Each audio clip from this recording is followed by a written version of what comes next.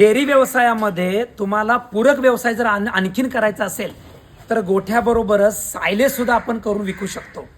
आणि सायलेज करून जर विकायचं असेल तर आपल्याला भरपूर प्रमाणात एक रोजगाराची संधी उपलब्ध होऊ शकते.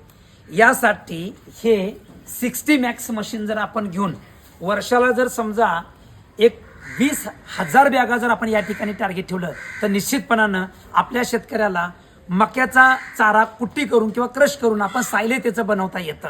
यासाठी 60 मॅक्स ही जबरदस्त संकल्पना आहे आणि तेही फास्ट फॉरवर्ड हे मशीन जर घेतलं तर निश्चितपणानं चारा चांगला क्रश करतं आणि वर्षभर त्या जनावराला आपण चांगल्या गुणवत्तेचं सायलेज जिथं व्यवस्थित हायड्रोलिकनं प्रेस केलेलं जे काय सायलेज आहे ते आपल्या जनावराला खाऊ घालू शकतो. याच्यामुळं फंगस येणार नाही आणि खूप चांगल्या पद्धतीचं फर्मेंटेशन या ठिकाणी होईल.